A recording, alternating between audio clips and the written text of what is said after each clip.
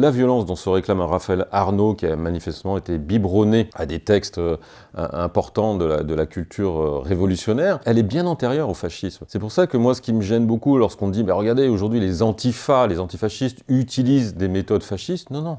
Ils utilisent des méthodes qui datent du 19e siècle, qui datent du manifeste du Parti communiste de Marx et Engels, qui appelle à la violence, qui dit « on ne prendra le pouvoir, on ne renversera le système capitaliste que par la violence et par une violence extrême ». Jean-Christophe Buisson, vous êtes l'auteur du Siècle rouge, un ouvrage magistral sur l'histoire du communisme au XXe siècle. Quelle a été votre réaction sur la mort de Quentin, tué à Lyon, alors que des suspects liés à l'ultra-gauche ont été identifiés par les enquêteurs? Comme tout le monde, j'étais horrifié parce qu'il y a la mort d'un jeune homme qui a été véritablement lynché par ses adversaires politiques. Et en même temps, je suis pas tant surpris que ça, parce que depuis quelques années, il y a un discours, je dis bien un discours politique et d'une violence totalement inédite de la part de la gauche et de l'extrême gauche en particulier, et notamment de la part de Jean-Luc Mélenchon. Et lorsque Mélenchon se définit comme le bruit et la fureur, lorsqu'il conteste, lorsque les policiers viennent faire une perquisition dans son local, lorsqu'il appelle à la révolution physique pour renverser le système capitaliste, je le cite, il y a un moment donné où forcément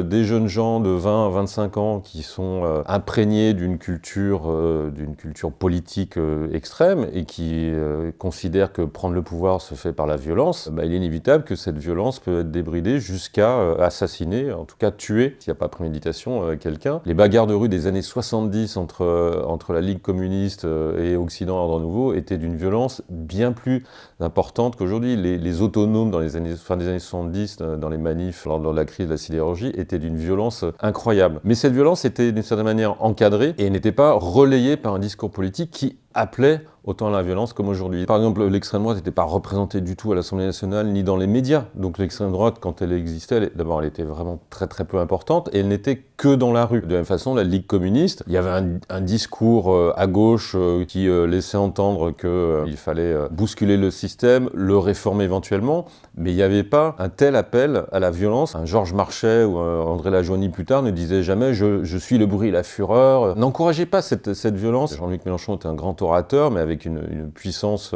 évocatrice, une culture qui fait qu'il déchaîne effectivement la violence par ses propos, ce qui n'était pas le cas de Georges Marchais qui faisait plutôt rire, il faisait pas peur, il faisait rire. Mais Jean-Luc Mélenchon fait effectivement peur. En octobre, sur LCP, Raphaël Arnaud, député insoumis et surtout fondateur de la Jeune Garde, le groupuscule soupçonné d'être derrière l'agression de Quentin, ne cachait pas qu'il pouvait utiliser la violence physique en réponse à l'extrême droite, défendant ce qu'il appelle l'autodéfense populaire. À quel point dans l'histoire la violence a-t-elle pu être justifiée par les mouvements révolutionnaires ?